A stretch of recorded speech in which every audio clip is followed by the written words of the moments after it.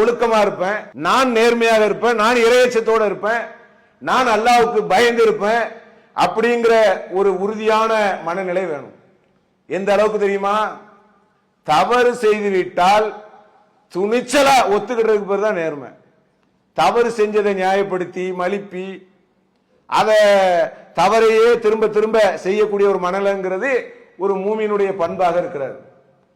சகாபாக்களுடைய காலகட்டத்திலே அவங்களும் மனிதர்கள் தான், தவறு செய்யக்கூடியவர்களாக இருந்தாங்க. ஆனாலும் எப்படி மாத்திக்கிட்டாங்கிறத பாருங்க. அல்லாஹ்வுடைய தூதருடைய காலகட்டத்தில் மாயிஸ் ரலியல்லாஹு அன்ஹு அவர்கள் அவங்க விபச்சாரம் செஞ்சிட்டாங்க. அதை அல்லாஹ்வுடைய தூதர்கிட்ட சொல்றாங்க, அல்லாஹ்வுடைய தூதரே நான் விபச்சாரம் செஞ்சிட்டேங்கிறாங்க.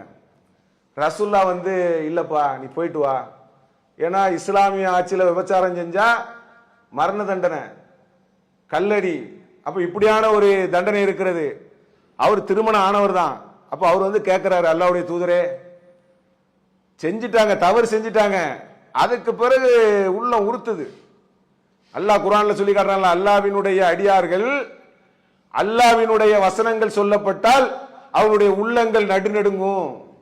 தவறு செய்து விட்டாலும் அதை நியாயப்படுத்த வேண்டாம், தன்னை மாற்றிக் கொள்வார்கள், இறையச்சத்தை வெளிப்படுத்துவார்கள் என்பது திருமறை குர்ஆன் நமக்கு கற்றுத்தரக்கூடிய பாடமாக இருக்கிறது.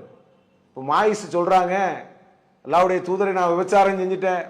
இல்லப்பா நீ போ, ரசூல்லா ஏதாவது முத்தங்கத்தான் இருப்ப, சிம்பிள் ஆக்குறாங்க ரசூல்லா, இல்ல கெட்டி கெட்டி அணைச்சி அந்த மாதிரி. தெளிவாக நான் விபச்சாரம் செய்து விட்டேன். இப்ப அல்லாஹ்வுடைய தூதருடைய காலத்தில் அதை ஒத்துக்கொண்டால் என்ன ஆகுது? கல்லடி, மரண தண்டனை அது கொடுக்கப்படுகிறது.